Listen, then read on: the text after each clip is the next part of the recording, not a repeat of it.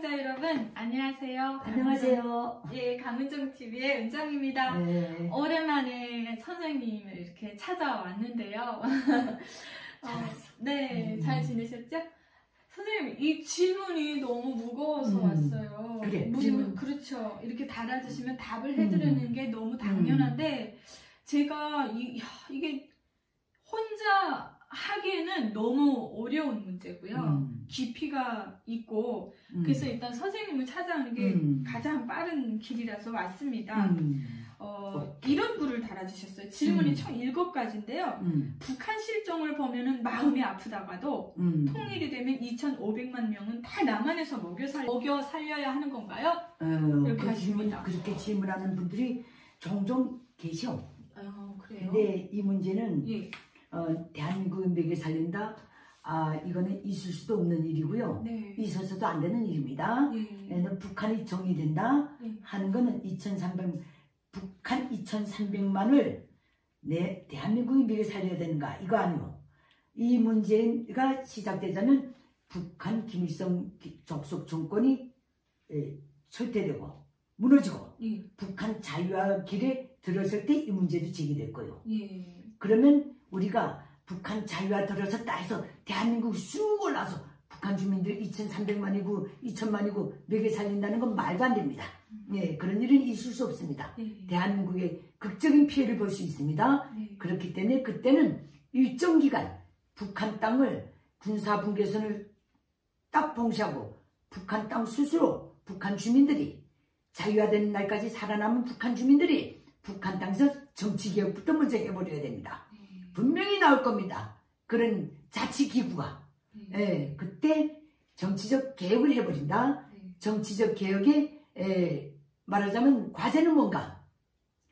김일성 적석의 통치 철학인 주체사상을 철폐시키고 김일성 적석의 사도 집단인 노동당을 없애버리고 북한 주민들을 족쇄처럼 얽어매고 닭달질하고 세뇌하고 조직화해 해온 유일한 시정법인 당위 유일적 명도체의 확립의 10대 원칙을 철폐시킨다. 그 다음에 모든 정치범들을 석방하고 정치범 수용소를 없애버린다.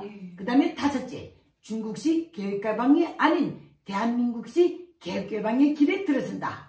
이 정치적 개혁부터 먼저 해야 된다는 것. 이 기간을 분명히 북한 주민들은 가져야 됩니다. 그 다음에 2번째, 제도적 개혁을 해야 됩니다.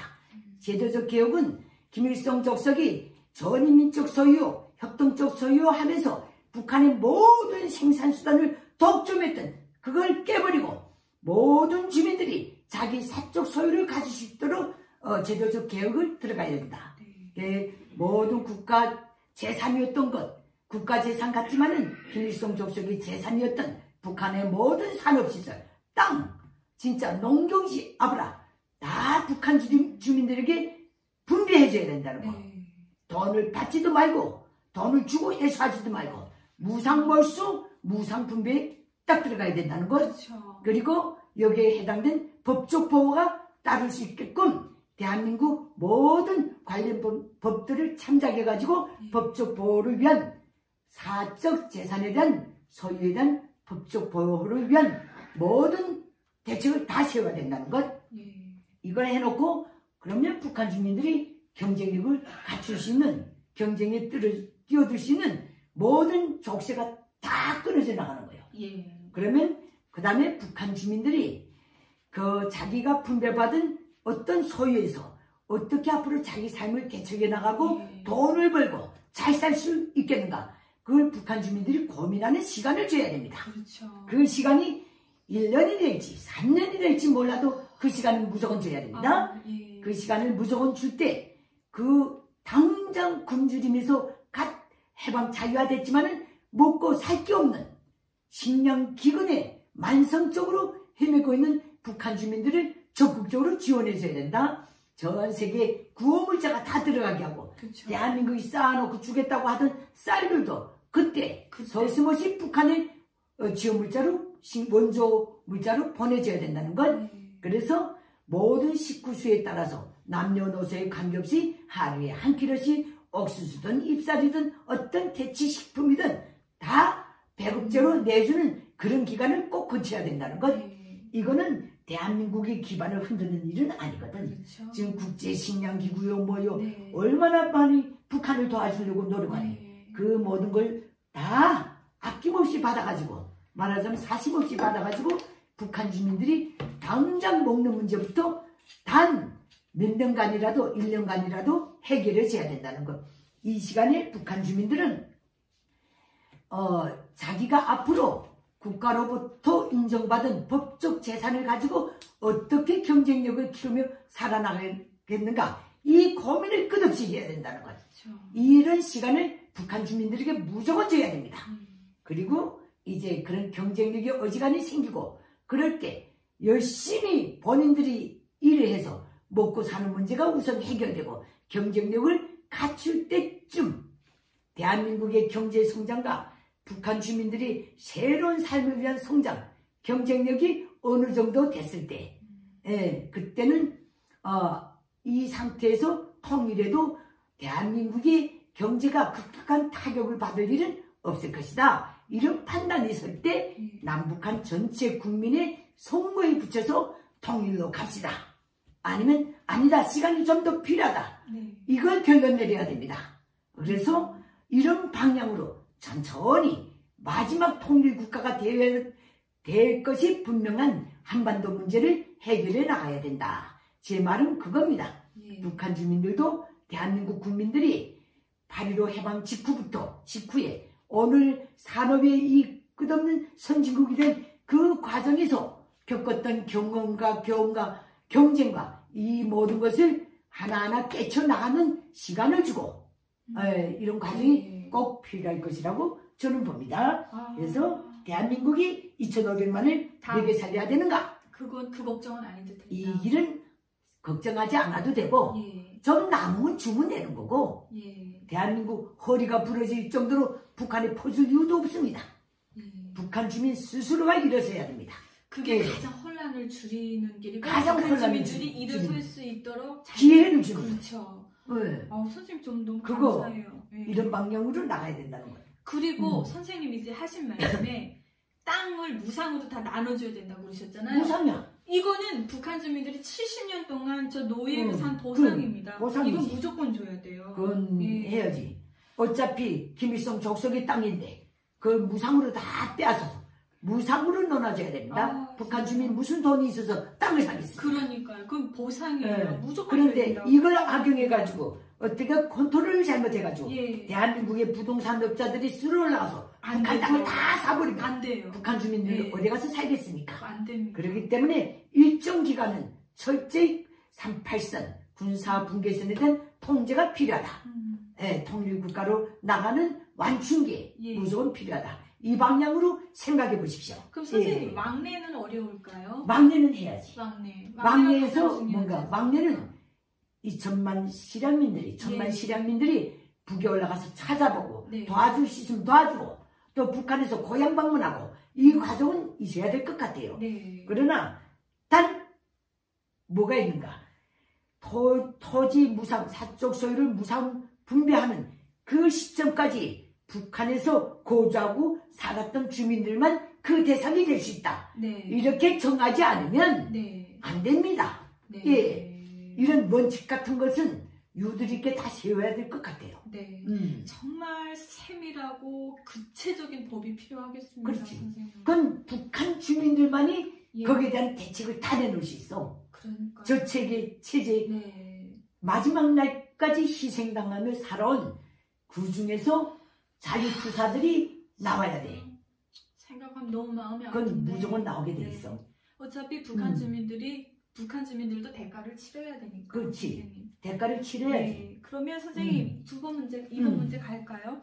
전 세계에서 가장 최악 중에 최악의 나라랑 그러면 통일되면 우리가 뭉치는 건가요? 그리고 돈만 쏟아붓는 게 아니라 북한에 만연하고 있는 마약, 에이즈, 기타 전염부터.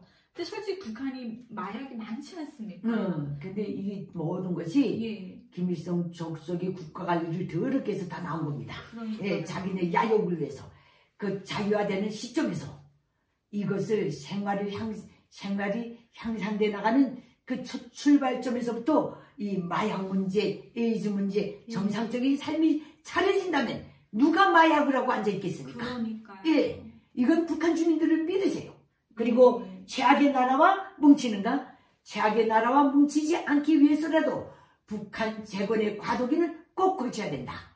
어지간히 최악의 나라는 벗어났을 때 통일로 나가면 되는 거예요. 네, 이게 우리 북한 민족이 주민 가야 할 그렇지. 숙명인 것 숙명이요. 같습니다. 예. 민주주의도 뭔지 모르는 사람들에게 하나부터 열까지 새로 다 가르쳐야 되고 또한 중국과 러시아랑 직접 국경을 맞대야 하는 지금보다 더 중한 국방의 문제가 생기는 건 아닌가요? 그건 있을 수 있지. 예, 말하자면 민주주의가 뭔지도 모르는 사람들에게 이건 걱정하지 마십시오. 네. 사람은 창조적인 의식을 가지고 있습니다. 네. 우리 탈북자들 민주주의가 뭔지 모르고 여기 다 왔습니다. 그렇죠. 그래도 정착하는 날 첫 순간부터 이게 민주주의로구나 하나하나 깨치며 5년 지나고 10년 지나니까 다 알겠더라고요. 북한 주민들도 자기 사적 소유를 가지고 발언권을 가지고 법적 보호를 받고 경쟁하며 나가는 길에 민주주의를 다 알게 될 겁니다. 예, 그런 면에서는 걱정을 안 하셔도 될 겁니다. 예, 선생님. 대한민국은 뭐 민주주의 처음부터 배워서 했습니까? 살면서 다 한 거 아닙니까? 선생님, 근데 우리가 민주주의 하게 되면은 북한도 조선인민민주주의 공화국입니다. 조선민주주의 예, 그런데 우리 대한민국도 민주주의인데 이 차이가 뭐냐?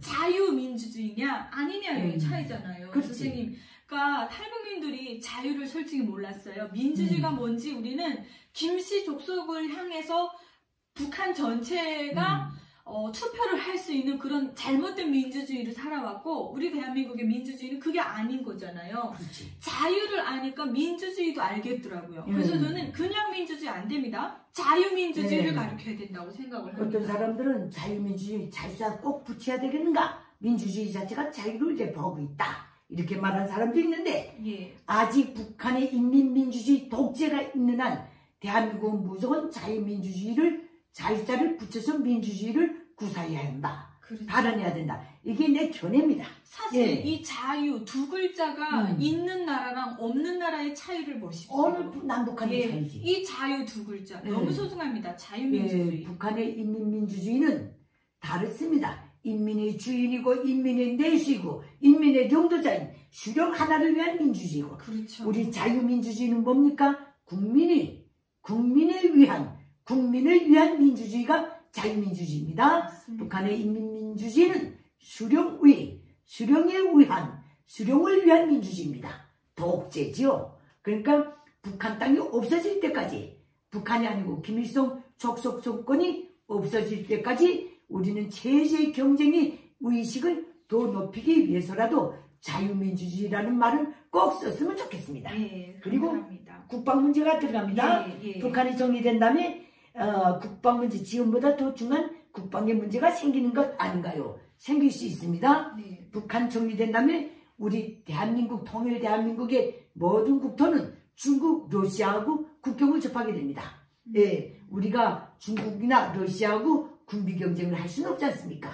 우리나라의 정심을 보나 국력으로 보나 모든 것 경제는 아무리 발전했지만은 나라 덩치를 봐도 이 나라들하고 군비 경쟁을 할 이유도 없고 해서도 안 됩니다. 그러자면 이 문제는 한미동맹을 끝까지 끌고 나간다. 공산 중국이 공산 모자를 벗어 던질 때까지 중국과 러시아가 선진국으로 지구촌에서 인정받을 때까지 한미동맹을 끝까지 끌고 나가야 된다. 혈맹관계, 생명선을 가지고 나가자. 그러면 이 문제도 해결된다. 이렇게 봅니다. 감사합니다, 선생님. 그리고 그러면 쉽게 말해서 통일은 지역의 문이 열리는 거잖아요.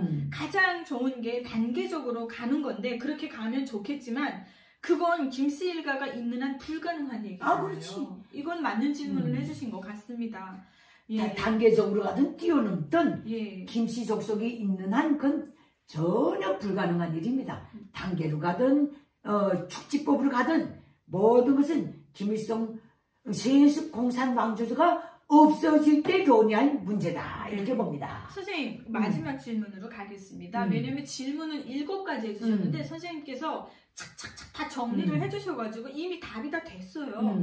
마지막 질문인데요. 문화적 이질감. 요즘은 통일의 문화적 이질감 때문에 통일에 대한 회의감이 너무 많이 든답니다. 어떡합니까? 이건 문화적 이질감 백성이 만든 게 아닙니다. 북한 주민과 남한 체제가 주민이 만든 게 아니고 독재 체제와 자유민주주의 체제의 장벽이 만들어낸 겁니다. 북한이 자유화되는 시점에서는 이것도 큰 문제가 아닙니다. 제일 장벽이 하나, 우리는 같은 언어를 쓴다는 것. 이 장벽이 아예 없는 겁니다. 사람은 본성적으로 정말 좋은 선진 문화를 따라가게 돼 있습니다. 그렇죠. 우리 3만 이상의 탈북민들, 북한 땅에서 대한민국 문화를 접하고 여기까지 온 탈북민들이 얼마나 많습니까? 북한과의 관계에서 문화적 차이도 이런 원리로 한번 봐주시면 좋겠습니다. 네, 선생님 저는 문화적 이런 이질감을 좁히고 또 문화적 수준이 올라가는 걸 그렇게 생각합니다. 의식주가 해결이 되고 그렇지. 나에게 자유가 주어지고 내 생활의 삶이 올라가잖아요. 그러면 문화의식도 당연히 그렇지. 올라가요. 우선 이거 네. 문화적 장벽이 체제가 쌓은 거기 때문에 네. 북한의 독재 체제가 무너지고 북한의 새로 자유체제, 대한민국을 모델로 한 체제가 서면 북한 체제나 대한민국 체제 혈액형이 같아집니다. 네. 비혈액형이 같아집니다. 그렇죠. 이런 조건에서는 이거 큰 문제가 될 수 없습니다. 네. 예. 그러기 위해서는 한류도 좀 더 많이 들어가고 한류는 가장 중요하게는 탈북민들이 대한민국에서 살아왔던 그 정착 과정의 좌우 충돌 얘기들을 유튜브를 통해서 북한 주민들이 많이 본다면 그걸 경험 삼아서 북한 저 주민들에게 교과서 같은 어떤 하나의 지침서가 될 수도 있다는 생각이 들어요. 있지. 어쨌든 문화, 음악이라든가 모든 것 이거 사실 국경이 없는 거예요. 그렇죠. 선진적이고 인권적이고 자유적인 문화는 확산력이 대단히 빠릅니다. 네. 예. 북한에서 42년 살고 대한민국에 온 나도 10년도 못해서 다 깨쳤습니다. 맞아요. 예, 이렇게, 우리는 그렇게 힘든 문제가 아닙니다. 체제의 본질이 똑같아질 때는 문화적 장벽이라는 거 있을 수가 없어요. 맞습니다. 예, 시간이 문제지. 만약 선생님 우리가 앞에서 선생님이 말씀해 주신 대로 이제 어느 정도 우리가 투표를 통해서 통일을 해야 되겠다 하고 레벨까지 올라가려면 그 기간이 있을 거 아니에요. 기간은 기다려줘야지. 그 기간에 김씨족속이 없어진 그 기간은 김씨족속이 없는 상태이기 때문에 마음껏 대한민국의 문화뿐만 아니라 세계적인 문화를 북한 주민들이 접할 수 있기 때문에 그것도 하나의 도움이 될 거라 생각합니다. 북한이 자유화되는 시점에서 북한의 모든 기관 시설들, 산업 구조들, 자유세계 그 투자를 적극적으로 받고 거기에 북한 주민들이 또 다 노동력을 투자하고 그 노동자를 뛰든 농민을 뛰든 그렇죠. 직업을 가지고 거기 종사하고 이렇게 나가는 과정이 이 모든 순화 과정이 다 진행된다는 건 뻔하지 않습니까? 그렇죠. 걱정 너무 안 하셔도 될 것 같습니다. 걱정 안 하셔도 됩니다. 우리 먼저 자유민주주의를 이룬 대한민국에서 가장 체계적으로 구체적으로 잘만 준비한다면 그렇게 걱정 안 하고 우리 선생님 말씀대로 정말 잘 이렇게 준비하고 가기만 한다면 좋은 통일, 혼란을 줄이는 멋진 통일이 될 것 같습니다. 북한 주민들이 빨리 대한민국을 따라오느냐, 과도기 기간에, 만충 기간에 빨리 자각해서 대한민국을 따라오느냐, 늦게 따라오느냐, 이 시간적인 차이는 있을 수 있지만은 체제 경쟁에서 이미 대한민국이 이겼기 때문에 시간의 문제일 뿐이지 틀림없이 대한민국을 향한 길로 간다는 것, 대한민국 주도의 통일로 간다는 것, 대한민국이 피해를 최소화하면서 가려고 애쓸 것이라는 것, 이 모든 것은 자유해방된 북한 주민들이 의지와 열정과 경쟁하려는 그 모든 에너지에 달려있다는 것. 북한 주민들은 대한민국 국민이 그랬던 것처럼 분명히 최선을 다해서 경쟁력을 키워나갈 것입니다. 너무 걱정하지 마십시오. 오늘 이 질문 해주신 분께 너무 감사해요. 이분도 어느 정도 통일에 대한 관심이 있으니까 이런 질문을 하신 거거든요. 질문해주신 우리 아이디는 말씀드릴 수 없지만 구독자님 감사합니다. 이 방송을 좀 꼭 보시고 걱정 내려놓으셨으면 좋겠습니다. 감사합니다. 시청해주신 여러분 고맙습니다.